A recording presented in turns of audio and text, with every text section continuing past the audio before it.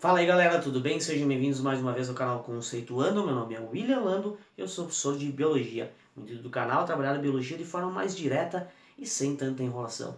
Na aula passada a gente trabalhou com a transcrição do RNA mensageiro, ou seja, a gente viu que a partir de uma molécula de DNA, de uma parte do DNA que é chamado de gene, ocorria a produção de um RNA mensageiro. Esse RNA mensageiro carregava a mensagem que chegava até os ribossomos para a produção de uma proteína. Esse processo é chamado de tradução e a gente vai ver na próxima aula. Tranquilo? Hoje a gente vai entender, antes desse processo de tradução, entender como é que funciona o código genético. Então todos os seres vivos eles têm na sua composição, nas suas moléculas de DNA, as mesmas bases nitrogenadas. E isso é importante de ressaltar. Por isso que a gente diz então que sempre no código genético, uma sequência de DNA sempre irá especificar uma sequência de aminoácidos que daí irá produzir uma proteína, ou seja, o DNA, a partir dele, o RNA mensageiro será formado, aí os aminoácidos serão encadeados, e desse encadeamento de aminoácidos a gente tem a produção de uma proteína. Proteína nada mais são do que junção de aminoácidos, tranquilo? E a gente já vai ver como é que esses aminoácidos eles são agregados, mas a gente precisa entender que o código genético ele é degenerado. O que é esse degenerado? O código genético ele é degenerado porque vários códons formam um mesmo aminoácido, ou seja, um mesmo aminoácido é formado por dois ou mais códons. Nós vamos ver aqui na tabela que a gente tem 64 códons, e esses 64 códons formam 20 aminoácidos. Beleza? Esse código genético ele é universal também. Por que ele é universal? Porque todos os seres vivos têm esses mesmos aminoácidos, esses mesmos códons, digamos assim. Só que o arranjo desses aminoácidos que vai produzir uma proteína diferente ou específica para cada espécie. Mas o que é esse códon que a gente está falando? Não adianta ficar falando de códon e não explicar o que é, né? Códon é como se fosse um código, ou seja, a cada 3 nucleotídeos lá do meu RNA mensageiro, eu tenho um códon. Por exemplo, tenho citosina, guanina e adenina, CGA. Esses três nucleotídeos formarão um código, um códon, que daí irá produzir ou irá me levar um aminoácido até o local desejado para formar uma proteína. Esse processo a gente vai ver na aula que vem, que é chamado de tradução. Mas beleza, como isso ocorre? A gente tem aqui uma parte de DNA que a gente chama de gene, né? Claro que essa molécula é bem maior, ela vai pro a mais, né, nos cantos, ela vai ser seguindo, tem uma sequência, obviamente, mas é só uma parte que é de interesse para eu mostrar para vocês realmente como é que funciona. Então a gente tem a fita de DNA aqui, que a gente tem a fita de cima e a fita de baixo, uma fita dupla. A gente sabe que ela é uma dupla hélice. Então tem adenina, timina, adenina, guanina com citosina e assim vai indo. No DNA sempre tem separamento, adenina com timina, citosina com guanina. Eu sei que é DNA porque é de fita dupla e tem timina. Só que uma dessas fitas ela vai ser a fita molde ou a fita ativa para a produção de algum RNA mensageiro, ou para a produção do RNA mensageiro. No caso, a fita escolhida aqui, né, como exemplo, foi a fita de baixo. Essa fita de cima, neste momento, não me serve para nada. Então, esta fita de baixo, ela vai ser o molde para o RNA. Se eu tenho uma timina, o que eu vou ter no RNA mensageiro? Uma adenina. Nesse caso, timina com adenina fecha, mas só nesse caso. Agora, que eu tenho aqui a adenina, por exemplo, eu deveria ter uma timina aqui. Só que lembrem-se, no lugar de timina, eu tenho uracila no RNA mensageiro. Ou seja, então aqui eu vou ter uma uracila e não uma timina. Este outro nucleotídeo próximo, a gente tem uma citosina aqui. Então eu vou ter uma guanina. E assim vai indo. Timina com adenina, citosina com guanina. Adenina vou ter o quê? Uracila, porque não tem timina no RNA. E aí formei meu RNA mensageiro. Cada 3 bases nitrogenadas, ou cada 3 nucleotídeos, formarão um códon. Então tem o A, o U e o G. Esses 3 nucleotídeos formarão meu primeiro códon.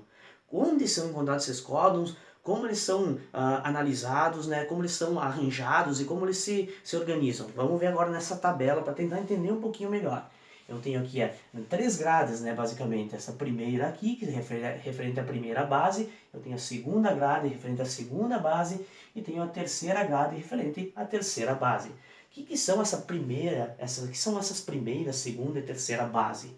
Por exemplo, a gente viu aqui nesse primeiro exemplo que eu tenho o A, depois o U e depois um G, ou seja, adenina, uracila e guanina. Vou pegar a primeira base aqui. A, Pô, tá aqui, primeira base. Vou seguir nesta linha aqui, ó. A. A segunda é o U.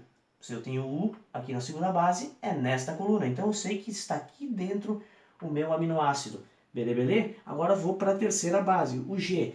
Aqui o G está aqui, ó. Então eu tenho o A, o G, metionina. Então eu sei que aqui neste espaço, ou neste códon AUG, o aminoácido correspondente será metionina. Beleza? Vamos para o segundo. AGU. Vou seguir o mesmo exemplo. Primeira base, A. Aqui. Segunda base, G. Opa, aqui assim. Vou cair nesse quadro aqui. Vou para a terceira base, U. A, G, U. Serina. Então eu vi que eles estão inseridos aqui, ó, neste local. Então o meu aminoácido será a serina. Claro que isso é uma abreviação, tá? A gente vai colocar um outro quadro aqui nas descrições para você ficar mais ligado no que são cada tipo de prefixo aqui, cada tipo de nomenclatura, pró, ser, met, essas coisas, tá? A gente vai colocar aí na descrição, beleza. Vamos para o outro exemplo, né? Para o outro códon, o códon na sequência. CCA, citosina, citosina, adenina. Primeira base, C, tá aqui, beleza? Segunda base, C também. Terceira base, A, aqui, prolina. Eu sei que o meu próximo aminoácido vai ser a prolina. Tranquilo? Beleza. Agora eu vou para o próximo aminoácido, ou para o próximo códon, UAA. Pô, cheguei lá no UAA, vou pegar a base aqui então. A primeira base, U, está aqui. Vou para a segunda base, A, e a terceira base também é A. Então, UAA. Tá aqui fim. O que é esse fim? Fim não é aminoácido. Ele está me dizendo que aqui para a produção da minha proteína. Ou seja, eu não tenho mais leitura do meu RNA mensageiro. Ou seja, isso é reconhecido como fim ou stop codon. Quando chegar nesse tipo de códon, encerra a minha produção da proteína. Eu tenho três situações, a UAA, UAG e UGA. Todos eles são os fins da produção das proteínas ou os stop codons. Beleza? Tenho três situações.